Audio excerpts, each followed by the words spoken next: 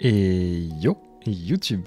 Alors aujourd'hui, je vais vous montrer un peu comment changer les patins de votre souris. Je vous en avais parlé dans la vidéo que j'ai sortie sur ma chaîne qui propose en fait 20 choses pour vous améliorer dans l'FPS. Je sais pas si vous êtes passé sur ma chaîne principale, mais j'ai sorti plutôt une grosse vidéo.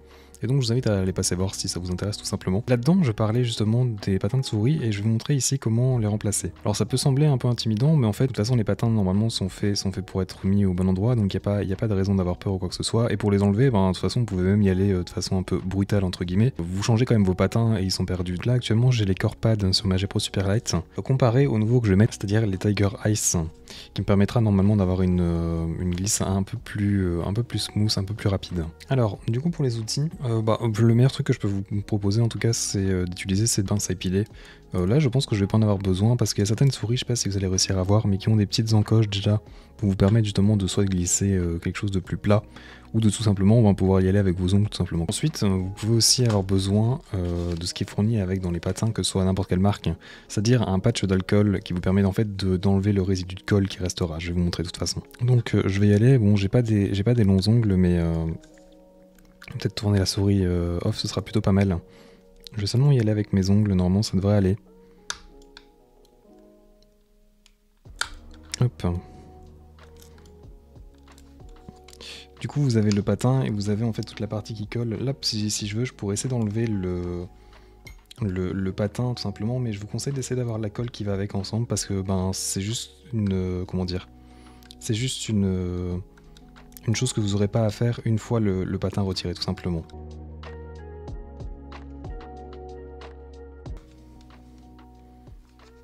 Hop.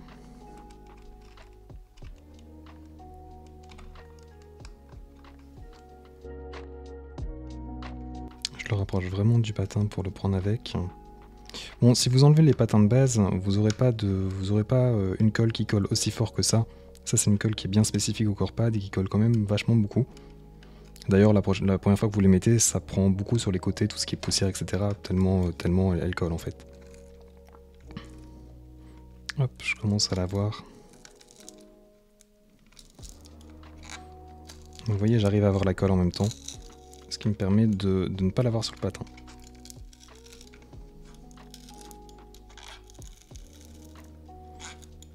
On va repasser un coup de pince pour bien que le reste de colle parte avec le patin. Et essayer que la souris soit le plus clean possible.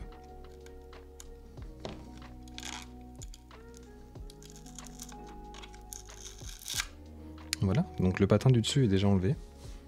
Et vous voyez qu'il reste très peu de résidus de colle, donc c'est plutôt pratique pour le nettoyage après. Alors on va s'attaquer au patin du milieu. Je vais le faire du côté caméra.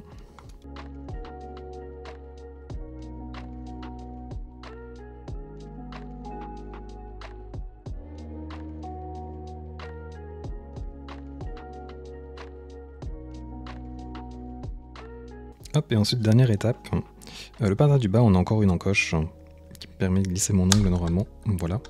Et même principe encore une fois, on va essayer d'avoir la colle qui s'enlève avec.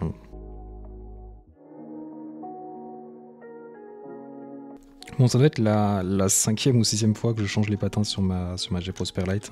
C'est un peu ma souris test, c'est un peu la souris que j'utilise le plus, donc ça me permet vraiment de voir les différences en tout cas. Donc, voilà.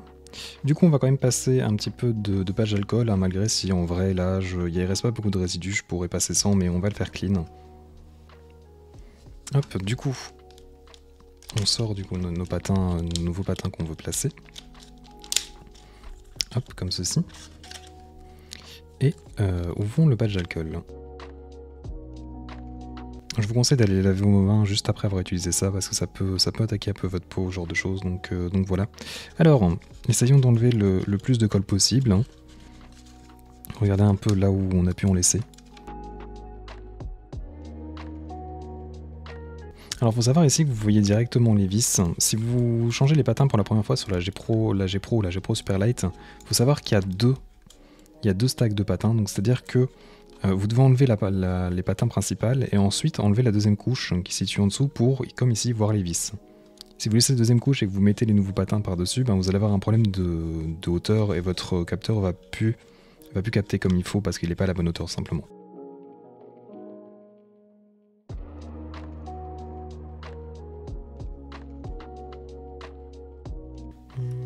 Je vais vous montrer un peu de plus près que ça donne.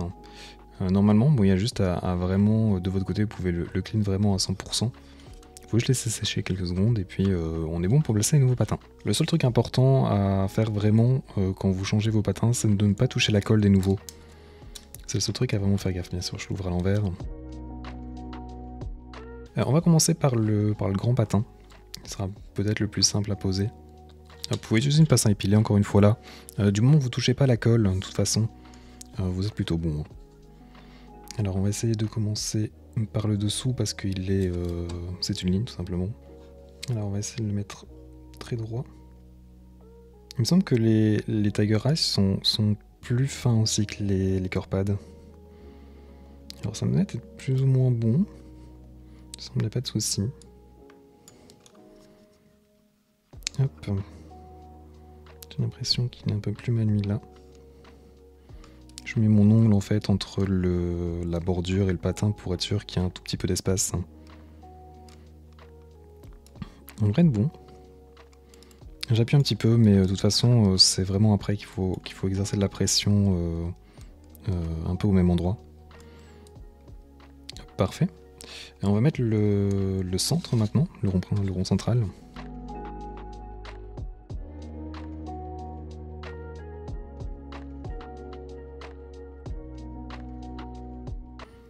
On va essayer de le mettre directement le maximum possible du côté droit. Pour essayer qu'il s'adapte partout. Et j'ai l'impression qu'on est good. Hein. J'exerce un peu de pression un peu partout pour être sûr qu'il soit bien mis, bien attaché. Et ensuite, il faut le presser pendant 5 secondes, ou même un peu plus si vous voulez, sur une surface plate. Et je vais exercer la pression, la même pression, sur toute la souris, pendant au moins 4-5 secondes. Hop. J'exerce la pression un peu partout. Normalement, on est bon. Hop. Vous voyez que je peux même voir on peut même voir à travers le patin le dessous de la souris. Et on est good. Ça y est. Vous voyez qu'il n'y a rien de compliqué, hein, ça s'est fait en 2 secondes. Juste être un peu méticuleux et au pire le faire ça vraiment à votre aise et il n'y a vraiment pas de souci. Hein.